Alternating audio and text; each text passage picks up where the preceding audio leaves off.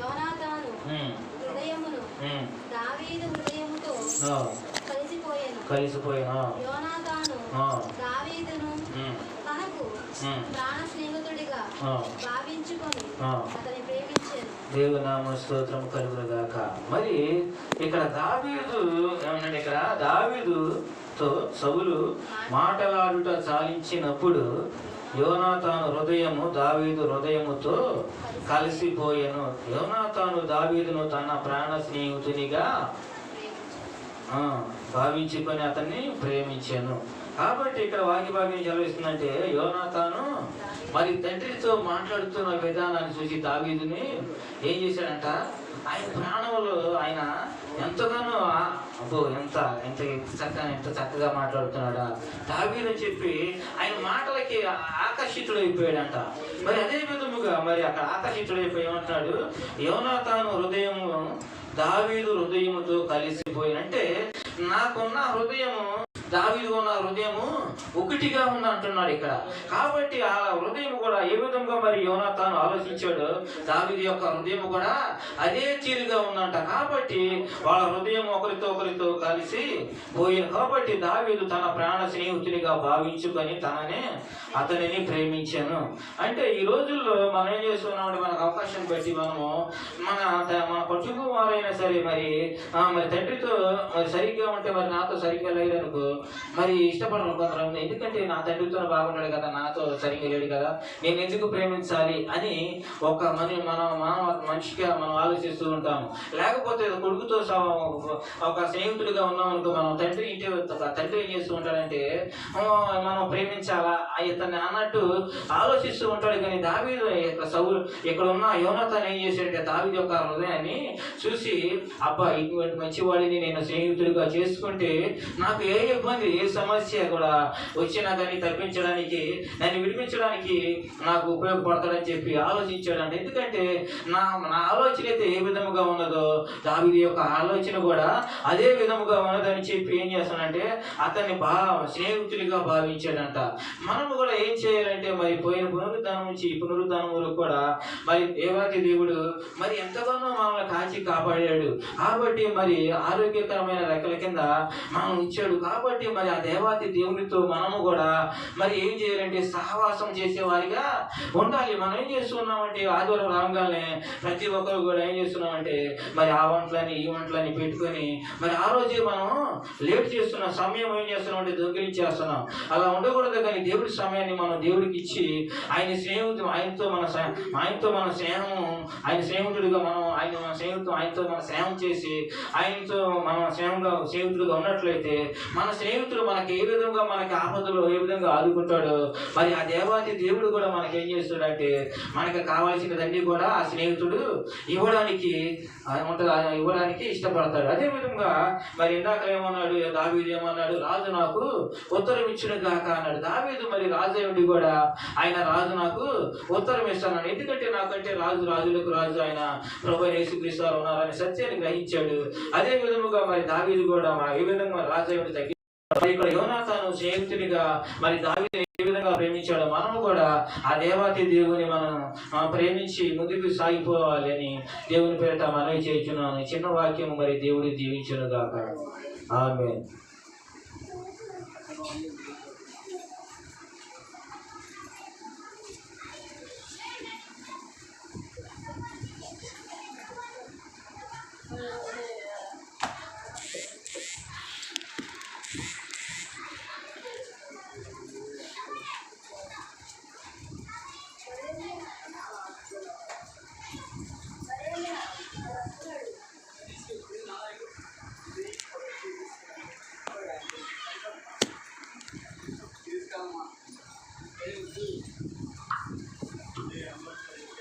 స్తోత్రం. హల్లెలూయా హల్లెలూయా. దానియేలు గ్రంథం 6వ అధ్యాయము 23వ వచనం చదువుతున్నాం.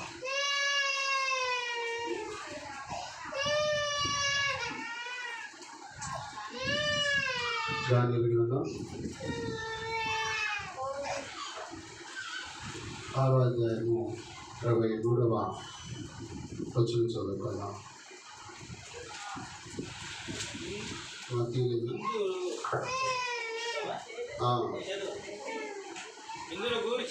ఇందును గూర్చి అతను సంతోషభరితుడై దానియేలును గృహలో నుండి పైకి తీయడని ఆజ్ఞయ్యగా బంట్రోతులు దానియేలుని బయటకు తీసిరి. అతడు తన దేవుని యందు భయభక్తులు గలవాడైనందున అతనికి ఏ హానియో కలగలేదు. రాజు ఆజ్ఞయ్యగా దానియేలు మీద నింద మోపిన ఆ మనుషులు. పరిశుద్ధుడానికి వందనాలు. కృపా కనికగా మా తండ్రి దయగలమయ్యేశ్వరానికి వందనాలు చూపిస్తున్నా. ఇప్పుడు కుమారు నిలబెట్టుకొని అనేకమైన మాటలతో నాతో మీరు మాట్లాడారు. పుట్టువారిని బట్టి వారిని నలుపుని బలహీనమైన మమ్మల్నైనా మీ చేతుల్లో తీసుకుని దేవాన్ని కృపచేత నింపి వాడుతుంది. మీ ఆత్మతో నింపని మానవ జ్ఞానాన్ని మెరుగుపరిచి కొద్ది నిమిషాలు మీ సన్నిధితోడుగా ఇచ్చి సహాయం చేయమని యేసునామములో అడుగుతున్నాం తండ్రి. ఆమేన్. మళ్ళీ ఒకసారి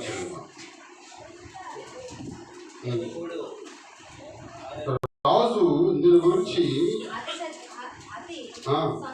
సంతోషభరితుడై దానియేలును గృహలో నుండి బయటికి తీయడని ఆజ్ఞయ్యగా బంట్రోతులు దానియేలును బయటకు తీసిరి. అప్పుడు తన దేవుని యందు భయభక్తులు గలవాడైనందున అతనికి హాని కలగలేదు. స్తోత్రం. ఈ వాక్యాన్ని మనం గమనించినట్లయితే మన భక్తి జీవితంలో దేవుడు మనకు తోడై ఉన్నారు. అమ్మా నా మాట్లాడటం ఏదో మనకు దేవుడు గుర్తు వచ్చినప్పుడు, బాధ వచ్చినప్పుడు, నెగ్గులు వచ్చినప్పుడు, అవమానం వచ్చినప్పుడు కాదు. కానీ నిత్యము దేవుని సన్నిధిలో కరువు కాలమైన, కష్టకాలమైన, నిందల కాలమైన, శ్రమల కాలమైన, ఏ పరిస్థితులైనా సరే దేవుణ్ణి విడవక గమనించమంటే ఆ భక్తి నిన్ను కాపాడింది. అలేదా? అందుకని ఇక్కడ అంటున్నాడు, దానియేలు ఒక రాజు అక్కడ ఆజ్ఞిస్తున్నాడు. ఏమని? దానియేలుని గృహలో నుండి బంట్రోతులు అతను పైకి తీయగా అతడు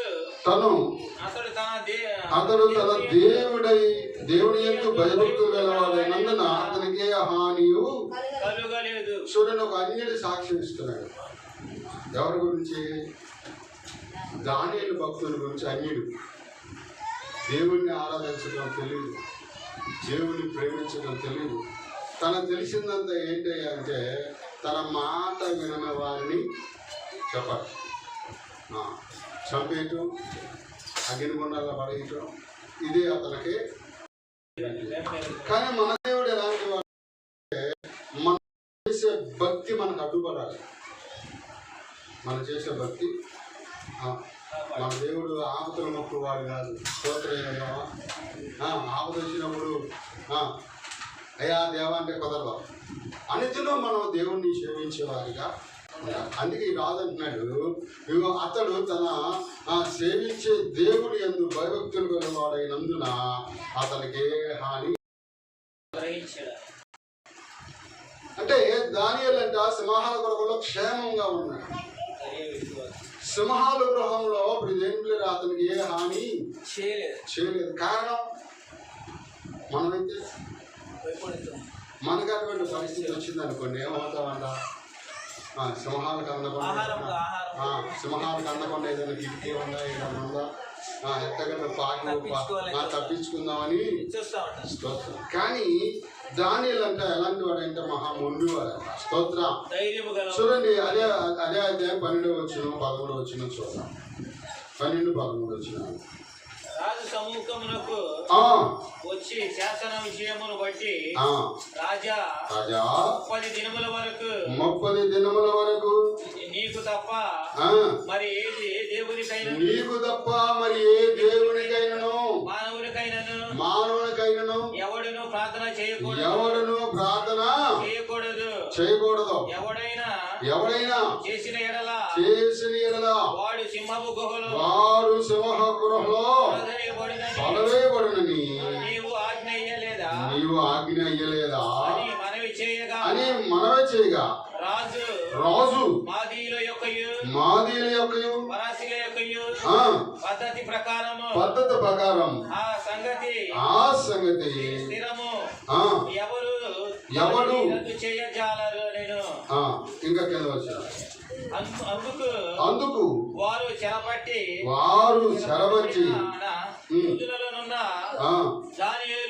దానియేలు నిన్నే గాని నీవు పుట్టించిన శాసనం గాని లక్ష్య పెట్టగా అనుదినము ప్రార్థన చేయొచ్చు వచ్చిన అసలు కాగితాల మీద సంతకం పెట్టింది ఆయన. రాజు ఏమైనా ఆజ్ఞ చేశాడు? ఏ దేవుని పేరట ఎవరు ఏ మానవుడికైనా ప్రార్థన చేయడానికి కానీ నీ బాధలు ఎదుర్కోవడానికి కానీ ఉండకూడదని రాజు ఒక ఆజ్ఞను వాళ్ళు ఏం చేశారంటే వారు సిద్ధాంతం ప్రకారం ఒక కాగితం మీద సంతకం పెట్టాడంట. ఎవరో శాస్త్రాల మీద రాజు దానియేలు గారు సంతకం పెట్టాడయ్యా అట్లాగే బాబు అని.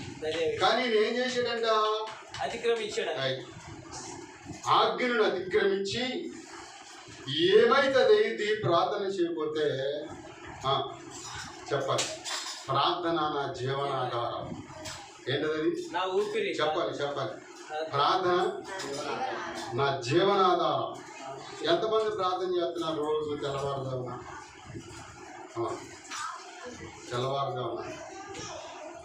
స్తోత్ర. దేవుని ఏంటంటే మనం ఒక మంట కలిగి ఉంటాం. ఆ మంటలో ఇంకోటి దేవుని సన్నిధికి రాలేక ఎవరు రాని వాళ్ళు అందరూ ఎవరో చెప్పాలి. దేవుని ఎందు మంటలేదు. మంట కలిగిన వాడు దేవుని సన్నిధిని విడిచిపెట్టడం. ఈ దానియేలు దేవుని ఆత్మచేత అతను మండుతున్నాడు కనుకనే ప్రార్థన తనకు జీవనాధారం. ప్రార్థన లేకపోతే నేను ప్రార్థన లేకపోతే దేవుని బిడ్డలుగా మనలో ఉన్న ఊపిరి లేదు. ప్రార్థన ఎప్పుడైతే నువ్వు ప్రార్థన చేయకుండా ఉంటావు నువ్వు చచ్చిన వాడితో సమానం. చెప్పాలి. ప్రార్థన ఏ రోజైతే చేయకుండా నువ్వు బయటకు వెళ్తావో ఆ రోజు నువ్వు చచ్చిన వాడితో సమానం. అంటే ప్రార్థన మనల్ని ఏం చేస్తాయి అంటే దేవుని యొక్క పరిధిలన్నిటిని మనం అంటే ఏం చేస్తామని పిల్లగా దాన్ని స్వాధీనపరుచుకుంటాం. దేవుని కంచులో మనం ఉంటాం. దేవుని ఆత్మలో మనం ఉంటాం. దేవుని కనుదృష్టిలో మనము ఉంటాం. దేవుని హస్తం మనకు తోడై ఉండదు. ప్రియులు, కారణం మన భక్తి కొన్నిసార్లు మనకు ఉపయోగపడదాం. మన భక్తి కొన్నిసార్లు మనకే దేనికని అంటారంటే దేవుడు కొన్నిసార్లు అంటే మనల్ని విడిచిపెడతాడంట కొద్ది నిమిషాలు. కారణం ఏంటంటే మనం ఆయన మరి విడిచిపెడతాడా లేదా? ఎవరి దేవుడు కాపాడతాడయ్యా అంటే మనం చేసే భక్తి మన కుటుంబాన్ని ఆదరించేటట్టు ఉండాలి. మన ప్రవర్తన దేవునికి ఇష్టమైనదిగా ఉండాలి. మరి దానియేలుకి హాని కలగలేదు. అన్యులు సాక్ష్యం ఇస్తున్నాడు. దానికి కారణం ఏంటంటే కూడా తనలో నిర్దోషత్వం ఉంటుంది. అతను చేసిన యథార్థమే. స్తోత్రం. లోకము ఏమైనా శిక్షించని, లోకము ఏమైనా అనుకోని, ఉంటే ఉంటాను పోతే పోతాను ప్రభు కూడా అనుకున్నాడు. తన ధైర్యం తనంట ముందుకు కొనసాగాడు. ఏమంట? ప్రతి క్రైస్తవుడికి విశ్వాసకి ఏం కావాలంటే ఆత్మీయ మంట కావాలి. ఆత్మీయ మంత్రంలో ఏం చేస్తాడంటే ఇంట్లో ఉండడం ఉంటాడా? స్తోత్రం. దేవుని సన్నిధికి వస్తాడు. చూడండి ఒకసారి ప్రకటన గ్రంథం 14:5 వచ్చిన ఒకసారి చూడండి. ప్రకటన గ్రంథము నోట ఏ అబద్ధమును స్తోత్రం కనబడలేదు. వారి నోట ఏం లేదంట, అబద్ధమును ఏమన్నా అబద్ధం ఆడేడా దానియేలు? లేదని. అయ్యా నేను ప్రార్థన చేయలేదయ్యా బాబు, నాకు తెలియదు బాబు అన్నాడా? అలా అంటే నీతిమంతుడంటే శ్రమ వచ్చినా కూడా, బాధ వచ్చినా, నింద వచ్చినా అబద్ధం ఆడదు. ఈ దానియేలు తప్పించుకోవడానికి ప్రయత్నం చేయాల. అయ్యా నేను కాదు బాబు అలా. అసలు ఎవరిని చూసారో మీ కళ్ళకి ఏమన్నా చిత్రాలు వేసిందేమో, ఎవరిని చూసి నన్ను అనుకుంటున్నారేమో అన్నాడా? అలా ఒక ఆయన అంటే సేవకుడే కదా, సువార్తికుడే. ఎవరో ఒక ఆమెని వెనకాల ఎక్కించుకుని వెళ్ళిపోయాడు. ఇద్దరు వెళ్ళి పెట్టుకున్నారు. స్తోత్రం ఇద్దరు. సరే నేనేం చేశాను, నాకు కొంచెం అనుమానం వచ్చింది ఆయన మీద. కొంచెం అనుమానం వస్తే ఇక్కడి నుంచి చూసి గుర్తుపట్టా. సరే వెళ్ళనిచ్చాను, వెళ్ళనిచ్చాను. వెనకాల నేనేం చేశానంటే నాకున్న హెల్మెట్ మరి ఇంటి దగ్గర మర్చిపోయాను. ముఖానికి దిట్టంగా పెట్టా మాస్క్. ఎవరనుకున్నాడు ఏమో మరి. దగ్గరికి వెళ్ళిన తర్వాత ఇద్దరు హెల్మెట్లు తీశారు. స్తోత్రం. వాళ్ళిద్దరూ చక్కగా చేతులు పట్టుకొని రెస్టారెంట్లోకి వెళ్తున్నారు. టిఫిన్ చేయడానికి వెళ్తున్నారో లేదంటే డ్రింక్ తాగడానికి వెళ్తున్నారో తెలియదు. తర్వాత నేను అడిగా, అయ్యారు మీరు ఎవరిని అనుకున్నారో అని అంటున్నాడు.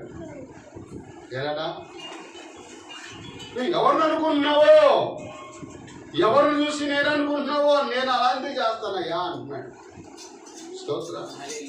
అంటే దానియేలు కూడా మన వంటి ప్రవర్తన కలిగిన వాడే, మన వంటి నైతికం కలిగిన వాడే, మన వంటి స్వభావం కలిగిన వాడే.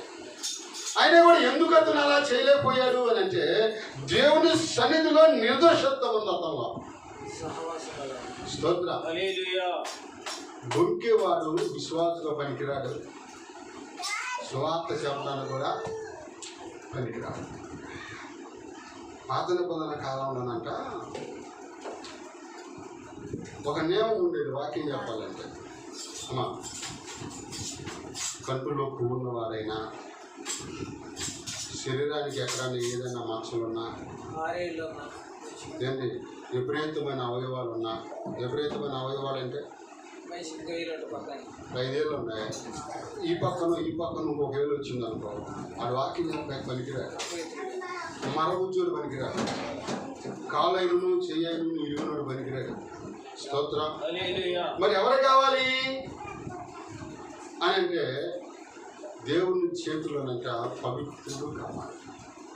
మరి ఈ రోజున మరి గుడ్డి వాళ్ళు కూడా వాక్యం చెప్తున్నారు, కుంచి వాళ్ళు కూడా వాక్యం చెప్తున్నారు, విపరీతమైన అవయవాలు కలిగిన వాళ్ళు కూడా వాక్యం చెప్తున్నారు. కారణం ఏంటంటే ప్రభు ఆకృతించాడు. స్తోత్రం. అది పాతలమైన కాలం కొట్టివేయబడలేదు, కానీ దేవుడు ఏం చేశాడంటే దాన్ని అనుసరించాడు. మరి ఇటుగాడు ఏమంటున్నాడంటే తొట్టుకోట్ల నేను కాదు అంటున్నాడు. సరే, అంతకుముందు ఇంకొక ఆయన అయ్యారే, సువార్త అయ్యారే, ఆయన ఏం చేశాడంటే మన కోర్టులు తెలుసు కదా ఇక్కడ, ఆ కోర్టుల దగ్గర వేస్తున్నాడు పట్టుకొని అంటున్నాడు. సరే, నేను దూరం నుంచి చూసి ఫలానా మనిషిలా ఉన్నాడే అనుకోని దగ్గరికి వెళ్తే నన్ను చూసి గోడకి వెళ్ళి తిరిగాడు.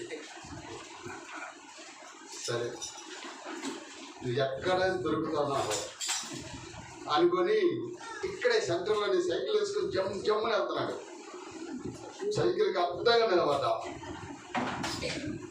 ఏంటే కదా నన్ను నాకు టైం అవుతుంది అంటున్నాడు. దేనికి టైం అవుతుంది అన్నా? దేనికి టైం అవుతుంది అన్నా? అయ్యా, మొన్న నువ్వు చూసింది నన్నే, నేను ఒక నన్ను వెళ్ళని అంటున్నాడు. రేపు నుంచి ఎక్కడైనా స్తోత్రం చెబుతావా, ఎక్కడైనా వాక్యం చెబుతున్నా కనబడ్డావా నీకుందా అన్న ఏంటి అంటున్నాడు. నువ్వు చేసిన పని ఏంటి? ఇప్పుడు నీ ముందు 50 మంది ఉన్నారు. 50 మందికి ఎన్ని కళ్ళు ఉంటాయి? నేను ఇక్కడ ఒక్కని అనుకుంటున్నానేమో 100 కళ్ళు చూస్తే నేను జాగ్రత్త. కాదయ్య గారు మా స్నేహితులు చాలా కాలం తర్వాత వచ్చారు, వాళ్ళతో కలిసి కొంచెం అట్లాగా అన్నారు. ఇక నేనన్నాను వాళ్ళతో కలిసి ఏ నిత్యమైన పని చేస్తావా అన్న. అదేం మీ ఫ్రెండ్లే కదా, వాళ్ళు గట్టి తింటారు తిని, వాళ్ళు ఇంకో ఏదన్నా తింటావా అన్న. ఇదే అన్నారు నువ్వు చేసిన కూడా అంటే. అందుకే బైబిల్లో ఒక మాట ఉంది, గుర్తుపెట్టుకో, భక్తిహీనులతో దేవుడికి లేదు. నా మాటలు నీ నోట వచ్చేటి ఎలా చెప్పాలి. 50 కీర్తనలో ఉంటుంది. 50 కీర్తనలో అక్కడేముంటుందంటే నా మాటలు స్తోత్రం చక్కగా ప్రియ దేవులుగా ఆ మాటలు మనం వివరిస్తూ ఉన్నప్పుడు అతనికి చాలా అవమానంగా అనిపించింది. ఎవరికయ్యా? ఆయన సేవకుడు కాదు, సువార్తికుడు. 50 కీర్తనలో 17 వచ్చిన అనుకుంటా.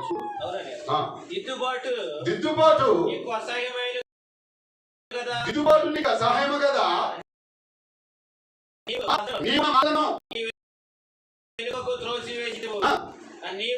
నీవు దొంగను చూసినప్పుడు ఏనండా దొంగను చూసినప్పుడు నువ్వు వానితో ఏకపించదు, విభిచారణతో నువ్వు సాంగత్యం చేసదు. నా మాటలు నీ నోట వచ్చుట ఎలా? స్తోత్రం. ఏనండా నా మాటలు నిన్ను ఎవరు చెప్పమన్నాడు? ఇష్టానుసారంగా అబద్ధాలాడి, నీ ఇష్టానుసారంగా బూతులు మాట్లాడి, వాయవరసం లేకుండా నీ ఇష్టానుసారంగా మాట్లాడి, నీ నోరంతా కూడా లోపంతో నింపుకొని ఎవరు చెప్పమన్నాడు నా మాటలు? నేను ఒకవేళ చెప్పేవే అనుకో, ఆ మాటలు వాళ్ళ హృదయాల్లో ఫలిస్తాయా?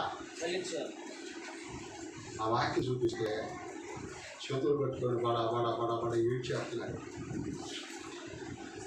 ఒకసారి నేర్చేయండి. నాదిగా ప్రభు దగ్గర మోకరించు, ప్రభు దగ్గర మోకరించు. ప్రభు దగ్గర ఆయన సన్నిధానంలో నేను నిర్దోషమని ఆయన చెప్పాలి. నేను ఆయన సన్నిధిలో ప్రార్థన చేసుకో. ప్రభు దగ్గర నిలబడు. ఆయన సన్నిధిలో నువ్వు ఎప్పుడైతే ప్రభా నేను చెయ్యను ప్రభు అని చెప్పి ఎప్పుడైతే ఆయన పాదాలు పట్టుకుంటావో నీవు నీ కుటుంబం క్షేమం జాగ్రత్త. స్తోత్రం. దానియేలు క్షమం అవటానికి కారణం ఏమైందంటే ఆయన దేవుని ఎందుకు భయభక్తులు కలిగి ఉన్నాడు. ఆపద కాలంలో తన భక్తి తనకు అడ్డుపడింది. ఆపద కాలంలో భక్తి తనకే కాపాడింది. ఒకసారి నేను అమరావతి వెళ్తున్నాం. టీవీఎస్ మీద ముగ్గురు సామాన్యులు కాదు. ఎలుగు మీద ఏనుగు పిల్లలు ఎక్కినట్టు ఎక్కాం. ఏంటది? ఎలుగు మీద సరిగ్గా ఉన్నాం ఒక్కొక్కరమే. స్తోత్రం. అది ఇద్దరికే గుయ్యి అంటది. అట్టాడిది సువార్త కోసం ఏం చేసి ఎక్కండి ఏం కాదన్నా, ఎక్కడా దేవుడు ఉన్నాడు ఎక్కండి అన్నా. సరే ఎక్కాం. వెళ్ళిన తర్వాత అక్కడికి వెళ్ళినాక అప్పుడు దేవుడు ఉండగా గాలి రాసుకునే వ్యక్తి పొలాల్లో మేము ఎట్టయితే వెళ్ళాము, పొలాల్లో నుంచి వెళ్ళాము. ఎక్కాం. అమరావతి అంతా కొత్త రోజు వచ్చాము. మేము ఇదివరకు వెళ్ళాం, ఒకసారి వెళ్ళాం. కానీ రోడ్డు మాకు గుర్తులేదు. ఇదివరకు అన్నీ కూడా మామూలు చిన్న రోడ్లే. ఆ రోడ్లు కొంచెం పెద్దవి చేసి రోడ్లు పోస్తున్నారు. రోడ్లు పోతుంటే మాకు తెలియక తమ్మవారం వెళ్ళాలి. అమరావతి దగ్గర నుంచి తమ్మవారం వెళ్ళాలి. తమ్మవారం మాకు దారి తెలియక మరి అందరం లారీలో ఆగుతున్నాం. ఎవడు ఆపట్లా. సరే ఇట్లా కాదని చెప్పి నా బ్యాగులో బైబిల్ తీసి సెలవు నాకు వెళ్ళి బైబిల్ ఎట్లా పెట్టాను. లారీ కూడా ఆపలేదు. అందరూ ఆపలా, నువ్వు ఎందుకు ఆపేవన్నా. స్తోత్రం. పాస్టర్ గారు ఈ దారిలో ఆపి పుట్టి మా దగ్గర డబ్బులు లాక్కుంటారు.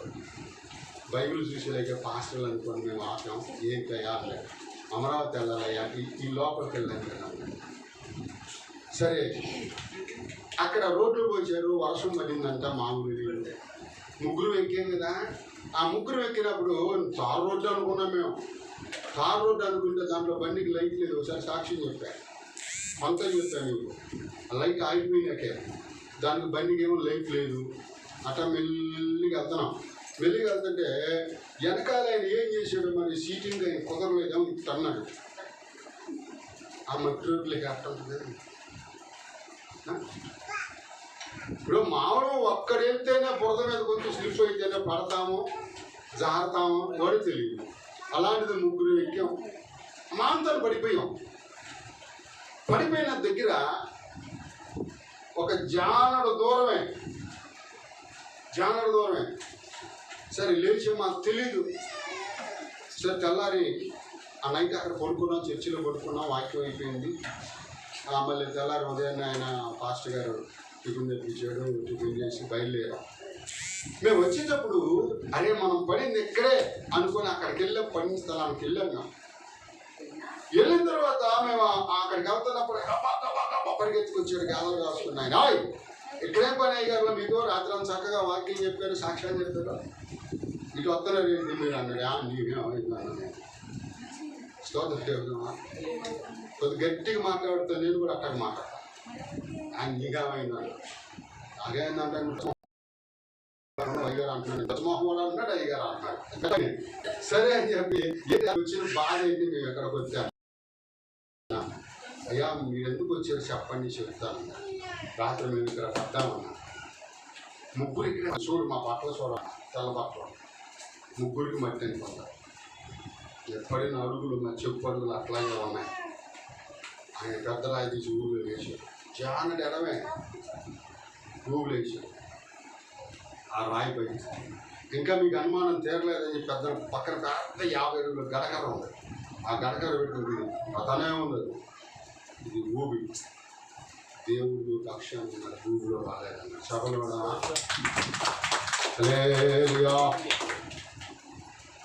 మీరు సేవకులు కనుక దేవుడే మిమ్మల్ని కాపాడాడు. వెంటనే అక్కడ మోకరించి ప్రార్థన చేశాం. ఎంతో గొప్పగా ఉంటాడు. ఈ భయంకరమైన స్థితి నుంచి మమ్మల్ని విడిపించేవా, ఈ దీనుల చేత ఇంకెంత పరిచర్య చేయాలో కదా, ఇంకెంత వాడుకోవాలనుకుంటున్నావో కదా అని తెల్లవాట్లలో ముగ్గురు అక్కడ మోకరించి గొలుసు ప్రార్థన చేసిన తలాగా 10 నిమిషాలు. స్తోత్రం. అది అట్లా ఉంటే వెంకటపాలెం రోడ్లో నుంచి పైకి వచ్చాం. ఎక్కడ మనం బ్రిడ్జి ఉంది కదా, కృష్ణా బ్యారేజీ, ఆ లోపల నుంచి కట్ట మీద కరకట్ట, ఆ కట్ట నుంచి పైకి వచ్చాం. పైకి వచ్చిన తర్వాత ఒక ఆయన ఏమన్నాడంటే, ముగ్గురు వెళ్తున్నాం కదా, నేను ఆటో ఎక్కి వెళ్తాను, వెళ్ళి ఇద్దరు ఆయన. సరే ఒక ఆయన ఆటో ఎక్కాడు. ఆటో ఎక్కడానికి కారణం ఏంటో ఆయనకి నిద్ర లేదు. నిద్ర ఊడిపోతున్నాడు బండి మీద. అయ్యా అక్కడ పడైతే పడే చోటు ట్రాఫిక్లో పడేమా అలేగా స్తోత్రం. సరే ఇంటికి వచ్చాను, అప్పుడు ఇక్కడే ఉంటున్నాం, ఈ కింద గదిబండి ఉంటున్నాం. బండి పక్క తీసి బండి కడుగుదాం, బండి అంతా పుడదా అని బండి కడుగుతుంటే ఈ బ్రేక్ ఇట్లా పట్టుకున్నా. బ్రేక్ పట్టుకుంటే ఆ వైర్లు లీడ్స్ 3 లీడ్స్ పట్టుకుని ఉన్నాయి. ఎక్కడ బ్రేక్ వేస్తే అక్కడ ఆగుతుంది బండి. చెప్పండి, ఆ ట్రాఫిక్లో ఎక్కడన్నా 3 లీడ్స్ తెగిపోయి అనుకో, మా పని ఏంటి? ప్రతి దినాల్లో దేవుడు ఎందుకు జాగ్రత్తగా పడతాడు, ఇష్టానుసారంగా పెట్టుకోవాలి. ఇష్టానుసారంగా బ్రతకడానికి దేవుడు రక్షణ ఇవ్వాలి. అలా పడితే అలా నడవటానికి, అలా పడితే అలా ప్రవర్తించడానికి దేవుడు మనం రక్షించాలి. దేవుడు నియమం పెట్టాడు. ఆ నియమం ప్రకారం నడిస్తే, వాక్యానుసారమైన బ్రతుకు మనలో ఉంటే అద్భుతమైన కాపుదల దేవుడు వస్తాడు. లేలుయా. చిన్నప్పుడు ఎంత మరి బాబు మీద కొంచెం ఉంటాడు, మా మనవడు మరి బాబు ఆడి మీద కొంచెం ఉంటాడు. ఈ పక్కన అమ్మాయి మా మరదలు ఉంది, సావిత్రి, పెద్ద కొడుకు. ఆడు ఆ చర్చి స్థలంలో ఆడుకుంటున్నారు. అప్పటికి ఓరకట్టాం, చుట్టూ పారేవాళ్ళు ఆడుకుంటున్నప్పుడు ఏమైందంటే, ట్రైన్లో ఆటోలో ఉన్న ట్రైన్ తీసి ఇద్దరు ఆడుకుంటున్నారు. ఆడుకుంటున్నప్పుడు ట్రైన్ అంటే కాలు దగ్గర తన్నాడు. ఎంత ఓస బయటకు వచ్చింది, ఎంత ఓస బయటకు వచ్చాడు, కాలు దిగుతుంది. పైన ఇక్కడ దిగిపోయింది. పైన చర్మంలోకి వెళ్ళింది, లోనికి వెళ్ళా. సరే ఆ పిల్లడు బాగా ఆడుకుంటున్నాడు, బాగానే తిరుగుతున్నాడు. ఒకసారి మా చిన్న బామ్మర్ది వచ్చాడు, రాష్ట్రం గారు నా చిన్న తమ్ముడు. ఈడు చక్కగా ఆడుకుంటున్నారు మంచం మీద. అరే వాడిని సరిగ్గా ఉన్నాయిరా అంటున్నాను నేను. కానీ ఇంట్లో ఇద్దరు కలపడి ఆడుకుంటున్నారు, ఆడి మీద ఈడు మీద ఇద్దరు ఆడుకుంటున్నారు. సరే ఏం చేసాడంటే, ఏంటి నువ్వు నన్ను అంతనామని కాలెట్ట పట్టుకున్నప్పుడు గట్టిగా అరిచాడు. ఏంటి గట్టిగా అరిచాడని ఆ కాలు ఎట్ట పెట్టి చూస్తే లోపల ఏదో తగులుతుంటాడు. నేను అనుకున్నాను ఇది నరం వీడికి అని హాస్పిటల్ తీసుకెళ్ళాం. అప్పుడు కామేశ్వర గారు ఇక్కడే తీసుకెళ్తే ఆయన ఏం చేశాడంటే, అయ్యా ఇది కాలులో ఓస్తుందా, ఎప్పుడు దిగింది ఏంటంటే ఆడు ఎప్పుడో 3 నెలలు అయిందంట ఇల్లు. ఆ కాళ్ళు ఒక ఓస దిగి 3 నెలలు అయింది. సరే హాస్పిటల్కి తీసుకెళ్ళాం. నేనేమో ప్రార్థనకి వెళ్ళాలి.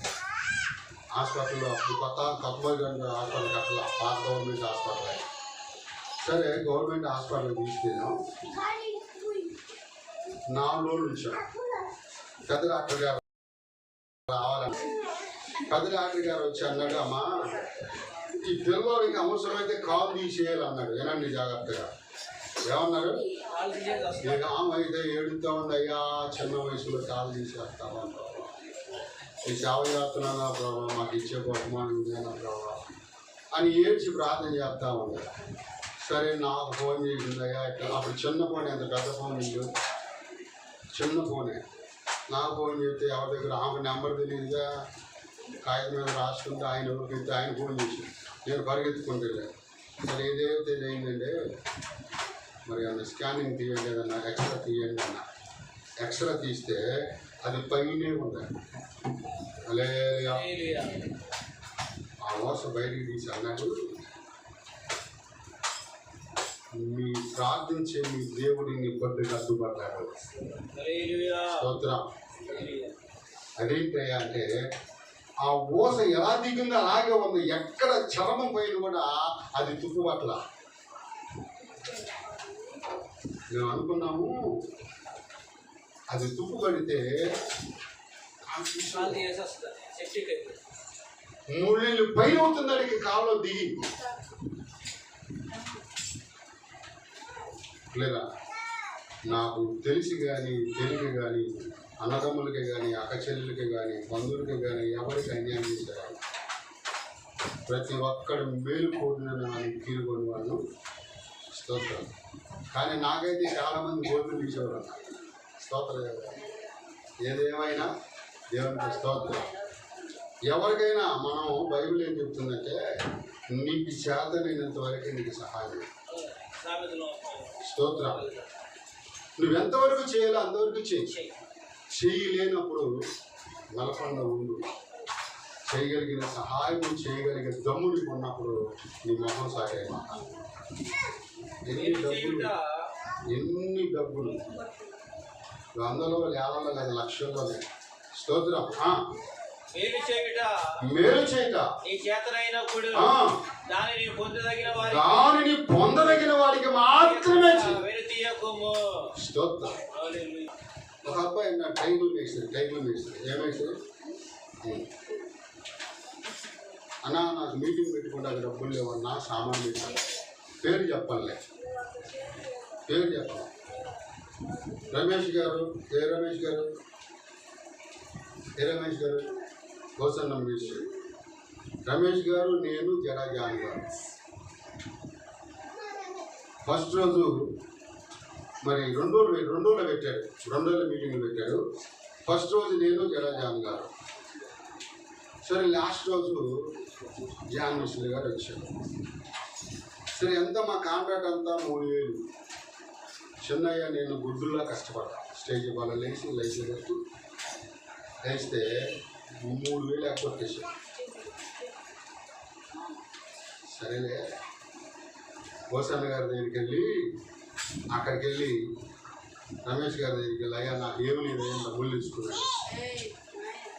డబ్బులు తెచ్చుకొని నాకు ఎక్కువ ఎవరు చెప్పుకుండా చెప్పుకొని నేను చెప్తాను ఆయన నాకు ఒక ఆయన నాకు ఒక ఆయన ఉందని ఆయన చెప్పుకుంటారు. ఆ డబ్బులు వాళ్ళ పిల్లలు హాస్పిటల్ జాయిన్ చేసి లాగాడు 8,000 లాగాడు. నాకు ఎంత లేకపోతాడు? నేనేం ఒక్క మాట కూడా అన్నా దేవుడు ఎవరికన్నా మనం ఎంత బాకీ ఉన్నామంటే నాయన సొంత వాళ్ళే వాళ్ళని బయట ఎండేస్తారు. బయట వాళ్ళ దగ్గర వెళ్ళాల్సిలా మన వాళ్ళే, అన్నదమ్ములు లేదు ఆ ఖర్చు రూపాయి స్తోత్రం చేస్తాం. అట్లా అనుకొని నేను దాచుకుంటే మా ఈరోజు నది కంపలు ఉండే పని లేదు. ఈరోజు నది కంపలు ఉండే పని ఇదేం లేదా. ఆ రోజులు పెంచకాలం ఆ పాషం గారు కూడా అడ్డుకోవాలా, నువ్వు ఎందుకు పెడుతున్నా వాళ్ళ కానీ, నువ్వు ఎందుకు ఎత్తున్న వాళ్ళ కానీ అడ్డుకోవాలా. స్తోత్రం. కారణం ఏంటంటే మరి ఆమె కూడా ఇంట్లో మనిషే కాబట్టి నా వాళ్ళే మా వాళ్ళే అనుకోండి. స్తోత్ర. ఏ విషయంలో కూడా ఎవరికి తెలియకుండా కూడా అన్యాయం చేయాలి, మరిచిపోయి కూడా అన్యాయం చేయాలి. ఎన్ని సమస్యలు వచ్చినా ఎన్ని బాధలు వచ్చినా దేవుడు అట్లా తిప్పుతున్నాడు. కారణం స్తోత్ర. మేము ఆనుకుని దేవుడు చెప్పాలి. చదవండి ఒకసారి యెషయా గ్రంథం 26వ అధ్యాయం 3వ వచనం ఒకసారి చదువుతాం. ఎవరి మనస్సుని మీద ఆనుకొనినో వాడిని పూర్ణ శాంతి గలవాడిగా. స్తోత్రం. భక్తి కలిగిన వాడు ఎవరి మీద ఆనుకుంటాడు? దేవుని ఎందుకు భయభక్తులు కలిగిన వాడు ఎవరి మీద ఆనుకుంటాడు అని అంటే ధనం మీదనో బంధువుల మీదనో కాదు, దేవుని ఆనుకో. దానియాలు చేసిన పని అదే. ఈ సింహాలు అన్నీ అదే. నాకు ఎవరితో ఏమన్నారు? హల్లెలూయా. ఈ సింహాలను ఏం చెయ్యు. సింహాలతో ఆడుకున్నాడంట దానియాలు. సింహాలతో సింహాలంట కొన్నేమో ఫ్యామిలీగా మారినాయి అంట, కొన్నేమో పట్టు పొరుగులుగా మారిపోయినాయి అంట. స్తోత్రం చెబుదామా? హల్లెలూయా. దానియాల్ని లోపల తీసుకెళ్ళేటప్పుడు గృహంలోకి వెళ్ళి దేవుడి దూత మాట్లాడిందంట. ఎవరు మాట్లాడండి కదా? ఎవరు మాట్లాడండి?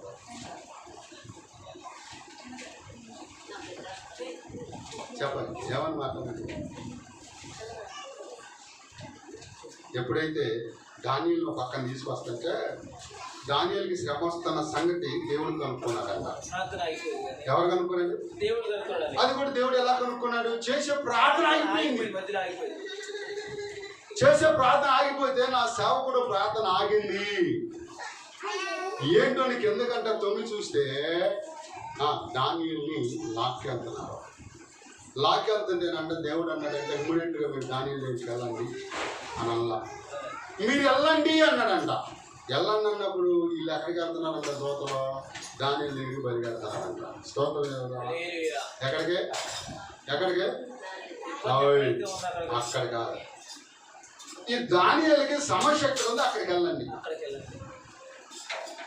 దానియాలకి చెప్పాలి, చెప్పాలి. దానియాలకి శ్రమ ఎక్కడ ఉందో, సమస్య ఎక్కడ ఉందో, దానియాలకి ఆపద కలిగే స్థలం ఎక్కడ ఉందో అక్కడికి వెళ్ళండి.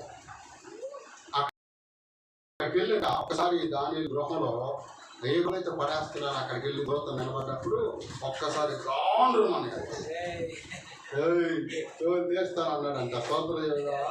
అయ్యా మీరా బాబు అని 2 కాళ్ళు మోకరించి రెండు కాళ్ళు మోకరించి ఎదరు 2 చేతులతో బాబు వందనాలు, నువ్వు వచ్చిన పని ఏంటో చెప్పాను అంట. ఎవరే? స్తోత్రం. ఇగో దానియాలు నా సేవకుడి 10 నిమిషాలు అక్కడ తీసుకొస్తా. ఎక్కడ ఘాటు పడినా తన శరీరం మీద ఎంత ఘాటు పడినా తోలు వేస్తానన్నాడంట. స్తోత్రం. బా ఎటువంటి వార్నింగ్. అందుకంటే కీర్తనలో 34 కీర్తన 7 వచ్చిన ఒకసారి చదవ. కీర్తన యెహోవా యందు భయభక్తి గల వారు చుట్టూ ఆయన దూత కావలి ఉండి. స్తోత్రం. ఎవరంట? యెహోవా యందు రాజు కూడా ఏమన్నాడు? దానియేలును బయటికి తీయండి, అతడు యెహోవాయందు భయభక్తులు కాదు వాడు గనక అతనికి ఏ హాని కలగదు. స్తోత్రం. ఒకసారి గన్వారంలో మహాసభలు జరుగుతున్నాయి. జాగ్రత్తగా గన్వారంలో మహాసభలు జరుగుతున్నాయి. మహాసభలు జరుగుతుంటే ఈ మహాసభలో మాట్లాడటానికంటే వాళ్ళు కొంతమంది అమెరికన్స్ గన్నవరం వెళ్ళాలి. గన్నవరం వెళ్ళేటప్పుడు వారంటే విమానం దిగారు. విమానం దిగి ఎయిర్పోర్ట్లో మాస్టర్ గారు కొత్తగా అమెరికా వాళ్ళు వచ్చారు. వాళ్ళ కార్లు ఎక్కించుకెళ్తున్నారు. టైం అయిపోతుందని కొంచెం అన్నాడంట. కొద్ది స్పీడ్ పెంచాడు. ఏ పోయిందో ఏంటో తెలియదు. ఆ బండి పొలాల్లోకి వెళ్ళిపోయింది. పొలాల్లోకి వెళ్ళిపోయి పల్లీలు కొట్టుకుంటా ఎక్కడో పొలాల మధ్యలో ఆగింది.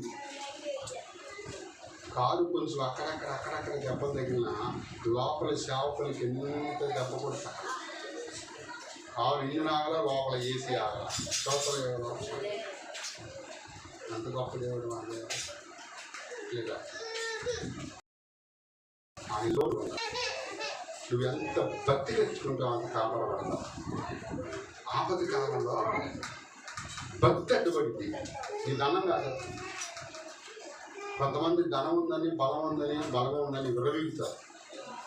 నీ ధనం నీకు అడ్డుపడదు, నీ బలగం నీకు అడ్డుపడదు. ఇదేం లేదా? అడ్డుపడేది ఎవరంటే దేవుడు. స్తోత్రం.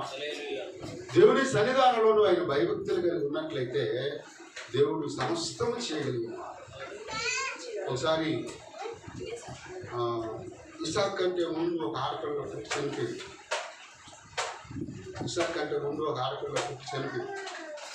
చనిపోయిన తర్వాత మళ్ళీ ప్రార్థన చేసాం, ప్రభావ మరి అలాంటి పిల్లని రావా అంటే మరి ఏమో దేవుడికి ఇష్టం లేదు, ఏమో స్తోత్రం ఏదా. సరే 2004లో జరిగింది ఇది. ఒకసారి నేను సాక్ష్యం చెప్పాలి, వాక్యం చెప్పాలి.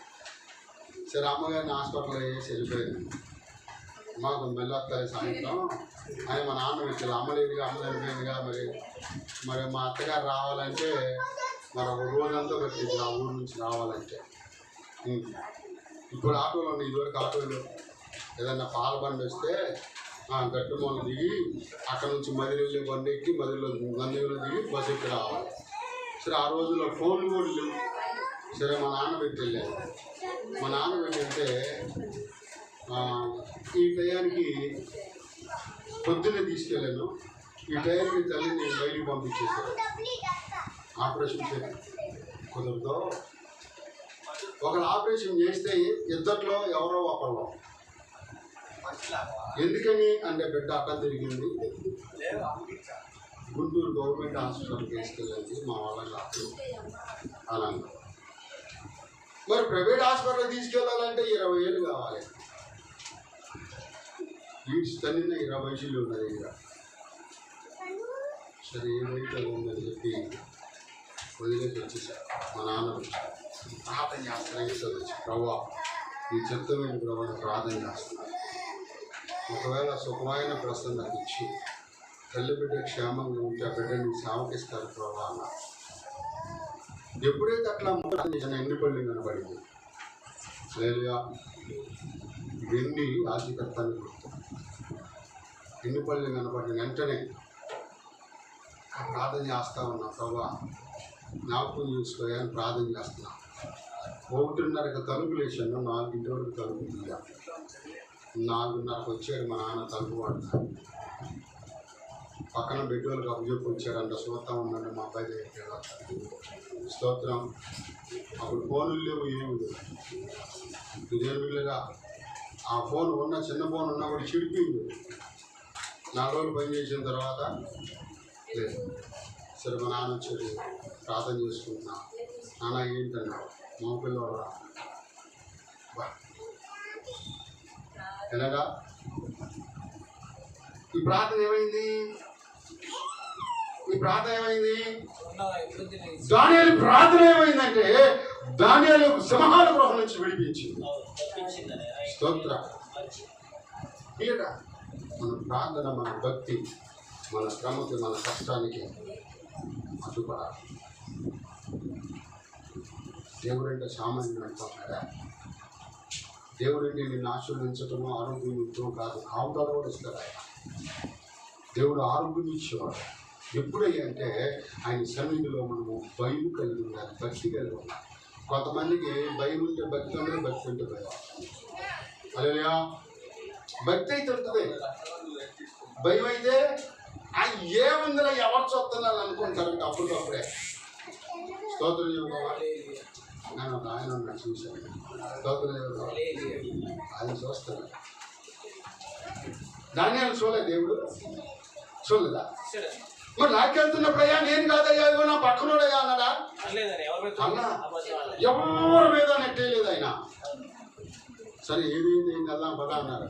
ధాన్యాలు వెళ్ళిన తర్వాత అట్ట పడేసేటప్పుడంట దాంట్లో ఓయ్ వెనకాల దోతుంది, ఓయ్ ఎత్తనే అందంట, అయ్యా అట్టాగి బాబు. సరే ధాన్యాలు లోనికి వెళ్ళాడు, లోనికి వెళ్ళి చుట్టూ చూస్తున్నాడు.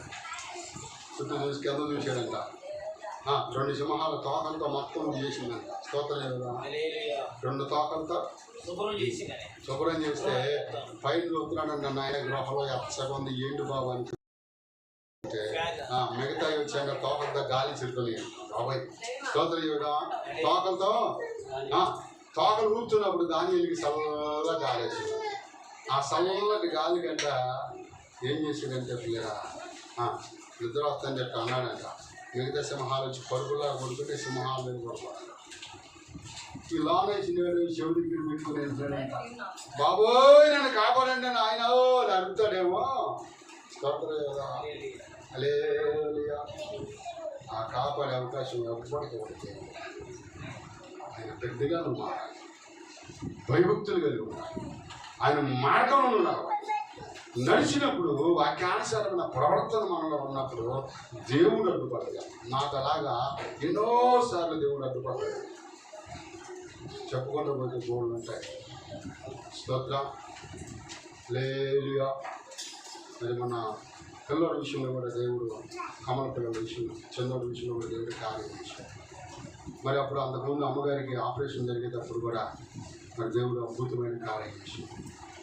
లోపల గర్భసంచి, ఆ లోపల గడ్డొచ్చింది, అది దోసకాయ అనుకుంది. అది 4 రోజులు ఆపరేషన్ చేయకపోతే లోపల పగిలిపోతుంది డాక్టర్. లేదుగా వెంటనే అది డబ్బులు పోయిన వారు కూడా సాక్ష్యం చెప్పారా? ఇదేంటారా ఎంత గొప్ప దేవుడు. ఆ రాంబాబు గారు డాక్టర్ గారు, నాయన నేను ఎప్పుడైతే పాస్టర్ గారు నన్ను లేచి నుంచున్నాడో బయటికి వెళ్ళిపోమంటాడేమో అనుకున్నాను. ఇక వందనాలయ్యా అన్నాడు. మన వాళ్ళ మధ్యలో మనమే నమ్ముతాం, ఏమంటాడు ఉండదా? యేసుప్రభు కూడా తన స్వదేశం దగ్గర గణపతి అదంతా కూడా దేవుడు ఎక్కడిచ్చాడంటే బయటే. స్తోత్రం లేక హల్లెలూయా. ఇక్కడ మన వాళ్ళకి నచ్చకపోవచ్చు, కానీ రాంబాబు గారు డాక్టర్ గారు, ఆయన ఎలాంటి డాక్టర్ గారు అంటే పెద్ద మంచి పేరు ఉంది ఆయన. చుట్టుపక్కల పల్లెటూరు అందరూ వస్తారు. ఇక్కడ నుంచి మన రోడ్డు మీద ఆటోలు ఆపుతానే అంత దూరం నుంచి ఉంటారు line. Token system. Government hospital కాదు, ప్రైవేట్ హాస్పిటలే.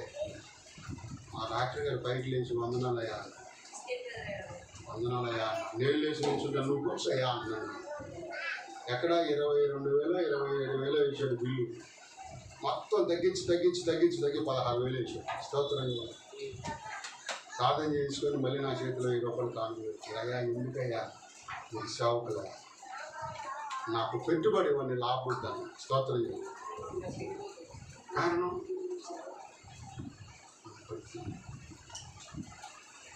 మన భక్తి మనకు ఆపదలో అడ్డుపడాలి. హల్లెలూయా. షడ్రక్ మేషక్ అబేద్నెగోలు ఉన్నారు. వీళ్ళు ముగ్గురంట రాజుగారు మరి రాజులు దీని ఆహారం పెడతానన్నాడంట. రాజులు భోజనం మీకు పెడతానంటే వాళ్ళు అన్నారంట, మా పొద్దులో రాజులు భోజనం. రాజు ఇందులో ఏముంటుంది అమ్మ చెప్పాలి? అన్ని ఉంటాయి, అన్ని సమస్తం వస్తాయి. రాజుగారి విందులు అంటే ఇది లేదని చెప్పలేము, సమస్తం వస్తాయి, అన్నీ ఉంటాయి అని అన్నాడట. ఈ రాజు భోజనం మాకు వద్దునైనా, మాకు మామూలు భోజనం కదా. స్తోత్రం చెబుదామా? ఏం భోజనం కోరుకున్నారు? ఎందుకని అంటే ఈ రాజు భోజనం మాకు వద్దు, దాంట్లో మద్యం ఉంటుంది, అన్నీ ఉంటాయి, అన్నిటిలో మేము చేయదగినవి కాదు. మేము సేవించే దేవుడు అలా చేయమని మాకు చెప్పలా. మేము తిన్నాం. మేము ప్రకాశించాలి అంటే వినాలి జాగ్రత్తగా. ఏమన్నాడు? మేము ప్రకాశించాలంటే ఈ రాజు విందులోకి మేము వెళ్ళవచ్చు, ఈ రాజు భోజనం మేము చేయకూడదు. అంటే మీరు ప్రకాశిస్తారా? అవును, మాకు మామూలు భోజనం పెట్టండి. రాజు అన్నాడు, మామూలు భోజనం పెడతాం, తిన్న తర్వాత మీరు ప్రకాశించలేదు అనుకో, ఇది ఎంతో సంగతి అన్నాడు. వాళ్ళు మామూలు భోజనం తిన్నాక వాళ్ళు ప్రకాశించారంట. వారు మొత్తాలు మెరుస్తా ఉన్నాయి. ముగ్గురు దేవుని కొరకు యవన కాలంలో తను త్యాగాన్ని చేశారు. వాళ్ళకి మళ్ళీ ఆవులు వచ్చింది. ఆవులు వస్తే ఏ బొమ్మకి దండం పెట్టమన్నారంటే ఎన్ని అడుగులు బొమ్మ, ఎన్ని అడుగులు బొమ్మ? 100 అడుగులు ఉండొచ్చు, 50 అడుగులు ఉండొచ్చు, 200 అడుగులు ఉండొచ్చు. కానీ మన దేవుడు చెప్పాలి, ఆకాశాలు మహాకాశాలు పట్టణ దేవుడు. స్తోత్రం కదా. 50 అడుగులు బొమ్మకు మొక్కమంటావా? 100 అడుగులు బొమ్మకు మొక్కమంటావా? మేము మొక్కం. రాజా నువ్వేమైనా చేసుకో, మా దేవుడు ఆ బొమ్మ కంటే పెద్ద. హల్లెలూయా, హల్లెలూయా. ఒకవేళ మేము మమ్మల్ని మా దేవుడు రక్షించినా రక్షించకపోయినా ఆ ప్రతికు మేము మొత్తం ఈ దేవుడు లేదా అగ్నిలో కాలుతున్నా మరి ఏమాత్రం కూడా కేకలేదా. ఆ విశ్వాసం చూసిన దేవుడు అగ్నిగుండంలో ప్రవేశించాడు. స్తోత్ర. వాళ్ళ ముగ్గురితో పాటు సంచరిస్తుంటే రాజుగారు చూసి, రాయి లోపల వేసింది ఎంతమందిని? ముగ్గురిని వేసినోడు ఏడి? ఆ చెక్క వారు కూడా కాదు. స్తోత్రం కదా. ఆ మంటకి వారు కూడా ఒకవేళ ఆడేమైనా పడ్డాడంటే లేదయ్యా, ఇంకో మారిపోయి పక్కన ఉన్నాడు. స్తోత్రం కదా. మారిపోయి పక్కన లోపల మరి ఎవరని చూస్తే చక్కగా దేవుడి తోట వాళ్ళ ముగ్గురు చుట్టూ సంచరిస్తుంది. రాజు చూసి రాయి బయటికి తెలియదు. అగ్ని వాసనైన వాళ్ళ ఇంటికలైనవి కాల, అగ్ని వాసనైన వాళ్ళ వస్త్రాలు లేదు. అప్పుడు అన్నాడు, మీరు సేవించే దేవుడు ఏమైనా అగ్నిని తీసుకొచ్చాడు. హల్లెలూయా. మన భక్తి ఎలా ఉండాలి? మన భక్తి ఎలా ఉండాలి? మన భక్తి ఎలా ఉండాలి? మనల్ని కాపాడే విధంగా మన పిల్లలు వేసుకొని కారు వెళ్ళొస్తున్నాం. వెళ్ళొస్తుంటే నల్ల కారు మా బామ్మకి మేము పిల్లలు వస్తున్నాం. వస్తుంటే ఎక్కడది దగ్గర అడ్డు రోడ్డు అవతల అదే ఊరికంలో అదే కొండపల్లి దగ్గర లోపలికి మట్టి తీసుకొస్తారు. కొండపల్లికి వెళ్ళా ఆ మలుపు కొంచెం దాటిన తర్వాత అవతలకి వెళ్ళటానికి కటింగ్ ఉంటుంది. అన్ని రాళ్ళు కట్టెల రాళ్ళే. వెళ్తున్నాం, నేను అంతా 40లో 30లో ఉన్నా, అంత స్పీడ్లోనే ఉన్నా. ఎందుకంటే కటింగ్ వచ్చిన దగ్గర స్లో చేసుకుంటాను. సరే కారు వెళ్తా ఉన్నాను. నల్ల కారు ఏం చేసి నన్ను క్రాచ్ చేసుకొని నాకు ముందు పెట్టి వచ్చేసాడు. నాకు బ్రేక్ వల్ల ఒక్కసారిగా మనసులో ప్రార్థన చేసుకొని లేదా వెనక అటేపు సిగ్నల్ వేసి అటేపు కూడా ఆగిపోయాడు. ఎప్పుడైతే నేను సిగ్నల్ వేసానో అవతల ఆగిపోయాడు. తర్వాత నేను నల్లకారాన్ని తీసుకొని లేదని దాన్ని వద్దాను. నేను అదంతా కన్నులకు బాగా జరుగుతుంది. స్తోత్రం. అదే కొత్తగా నేర్చుకున్నాడైతే ఇంకేమీ లేదు. వెళ్ళిపోయి నల్లకారు బుద్ధి కారు అమ్మేశారు, డబ్బులు పెట్టాడు. స్తోత్రం చెబుదామా?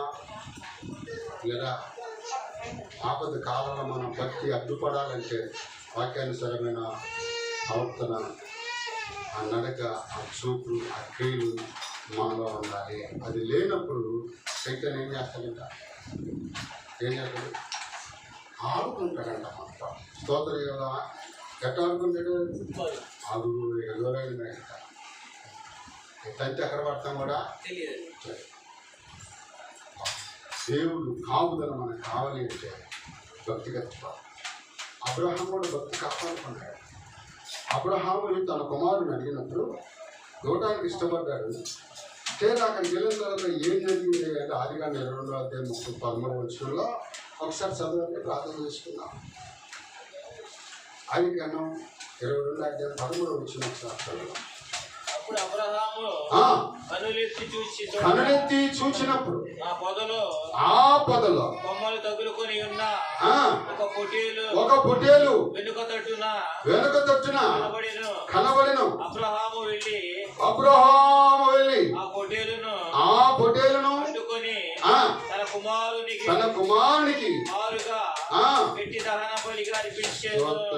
అక్కడ 11వ చదివితే అక్కడ మాట ఉంటుంది. 11వ చదువు. యెహోవా దూత పరలోకము నుండి అబ్రహామా అని అతన్ని పిలిచెను. అందుకు అతడు చిత్తము ప్రభువా అని. అప్పుడు ఆయన ఆ చిన్నవాని మీద వేయకము, అతని ఏమీ చేయకము, నీకు ఒక్కడైనా నీ కుమారుని వెనుతీయలేదు గనుక ఏమన్నాడు, నీవు దేవునికి భయపడేవాడు అని నేను ఎరుగుదును. నాకు కనబడుచున్నదని. భయము ఎవరు కనపడాలంట? మనలో భయం ఎవరు కనపడాలి? అబద్ధం అనేటప్పుడు దేవుడు ఉన్నారని చూడాలి. దేవుని సన్నిధిలో వాక్యానుసరమైన జీవితం లేనప్పుడు, మనం ఏది చేసినా లోకానుసరమైన చేసినప్పుడు దేవుడు ఉన్నారని భయపడాలి. అబ్రహాం నేను చూసి ఉన్నాను, నీకు దేవుడికి భయపడేవారని నేను ఎరుగుతున్నాను. స్తోత్ర. ఇక్కడ చూస్తే అబ్రహాముకేమో దూత సాక్ష్యం ఇస్తుంది, దానియేలుకేమో ఎవరు సాక్ష్యం ఇస్తున్నారు? రాజుగా. షడ్రక్ మేషక్ ముగ్గురు యవనస్తులు యవన కాలంలో దేవుడి కొరకు వారు నడుస్తున్నారు. నీ వాక్యమే నాలో సమృద్ధిగా నివసింపచేసి నన్ను నడిపించావే. ఏమన్నది? పామకూడదంట. భక్తి ఎప్పుడు పామకూడదు? ఆదివారమే కాదు, బుధవారం పొంగాలి, శనివారం పొంగాలి, 24 గంటలు పొంగి పొరలాలి భక్తి. అప్పుడు అలా ఉంటే ఈ లోకంలో ఎప్పుడు ఏమి సంభవించిందో కాబట్టి దేవుడిని అంటిగట్టుకుని ఉన్న వారికి దేవుడు మర్చిపోయే అంత అన్యాయస్తుడు. ప్రార్థన చేస్తున్నాం. ప్రార్థన. పరిశుద్ధుడానికి వందనాలు. ప్రేమ నమ్మకమైన మా తండ్రి, దయగలమ యేసు, నీ పాదాలు వందనాలు చెల్లిస్తున్నా. నా తండ్రి, నీ భక్తి నిన్ను కాపాడిన నిజమైన ఆయన దానియేలు భక్తి దానియేలు కాపాడారు. షడ్రక్ మేషక్ ముగ్గురు యవనస్తులు నేను మీరు కాపాడారు. ఎన్నో సాక్ష్యాలు ప్రభావితని మా కళ్ళ ముందు అనేకమైన అద్భుతాలు. అయ్యా, నీ భక్తులను విడిచిపెట్టేవాడిని కావు. దేవానికి స్తోత్రాలు చెల్లిస్తూ ఉన్నా. చిన్న మాటలు నా మా హృదయాలను ముద్రించి భద్రపరిచి అయ్యా హృదయమైన పలక మీద రాసుకుని నీ కృప చూపి సహాయం చేయాలి. ఏసునామములో అడుగుచున్నాం తండ్రి. క్లియర్గా పరిచయ కొరకై కానుకలు ఎక్కబడుతుండగా చిన్న పాట మాడుతున్నాం.